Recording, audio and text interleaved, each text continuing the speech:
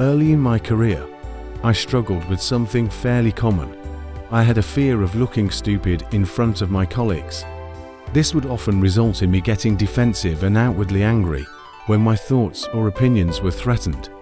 In some cases, this merely saw me labelled as difficult or snarky, but as I progressed as an individual contributor and started looking to take on more leadership and people management roles, this struggle of mine started to hold me back. Critical leadership skills like receiving constructive feedback graciously and accepting contradicting points of view were difficult for me to do authentically. More importantly, my reactions and behaviors clashed with my core values. Things like compassion, trust, and open-mindedness were nowhere to be seen in the way was handling some of these interactions. This contradiction between my actions and my beliefs was leaving me frustrated, regretful, and ashamed of how I was showing up for friends and colleagues. I had seen it done differently, and I believed I could change. And so, I took on the challenge and set forth on a long journey to understand my brain, train it to think differently, and ultimately, change my reality. Finding your trigger. In first learning to handle unproductive or socially unacceptable emotions, most of us start by leveraging the art of repression, and we usually do this at a pretty young age. We focus on attempting to hide the expression of this emotion after it has already surfaced. While some mild form of this can be helpful, trying to deny yourself the ability to express strong emotions long-term can have a negative effect on your overall mental health. It also tends to be kinda hard, not to mention a contributing factor towards burnout.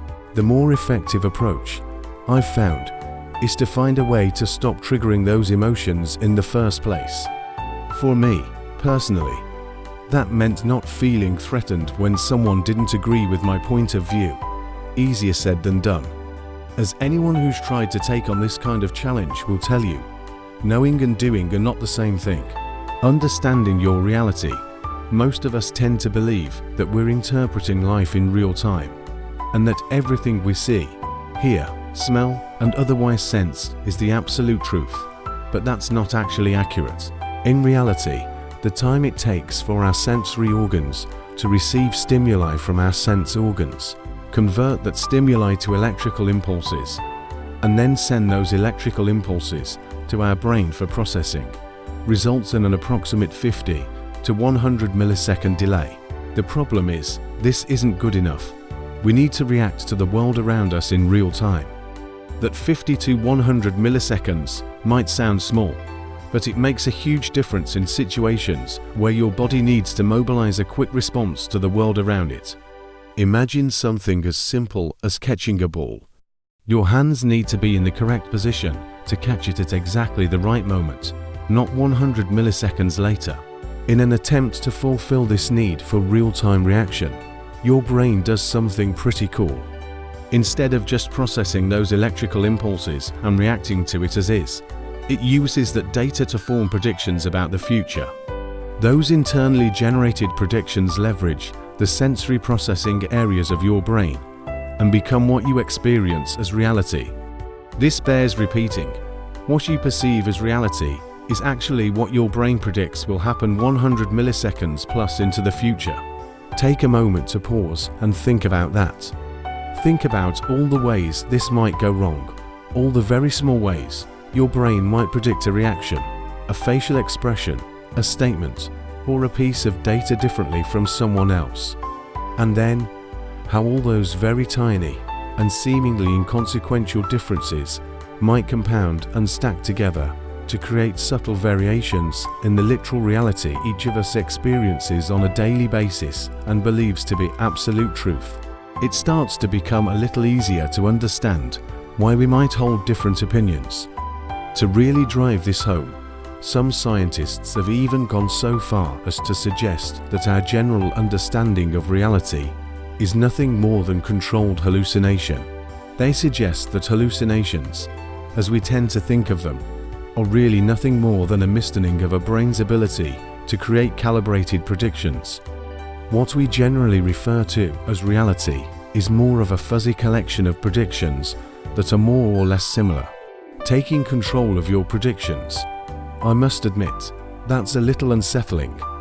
But it's also foundational, because finding ways to fine-tune what your brain is predicting is a much more effective way of managing those emotions.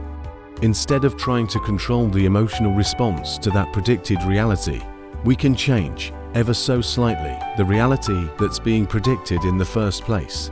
This was a pretty mind-blowing discovery for me, and it led me down a different path in my attempt to reach my goal. I updated my objective to reflect this new insight. Instead of predicting that my acceptance in the group was being threatened when a colleague disagreed with me, I wanted to instead predict that there was a tantalizing piece of knowledge being offered. I wanted to predict that obtaining that knowledge would help me grow and become a more valuable member of my team. My hypothesis was that the same reality, which had originally caused me to get defensive and angry, and probably actualize some exclusion from the group, would instead have me curious, asking questions, and naturally drawing closer. So how exactly might one approach the task of retraining a brain's prediction module? Well, it probably helps to first understand a little more about how those predictions are being made in the first place. As it turns out, making those predictions is hard work and time-consuming, so our brains have evolved a few shortcuts.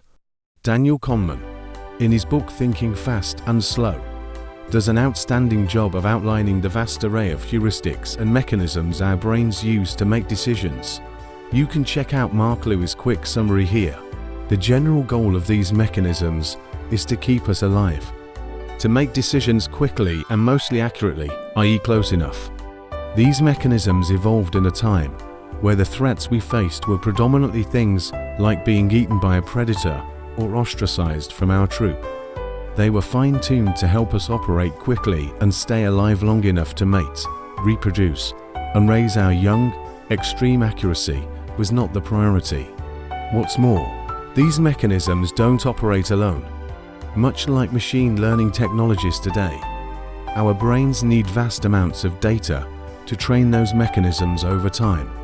In our case, that data comes from every single experience we have, memories we form, pieces of information we consume, and thoughts we generate over the course of our lifetime.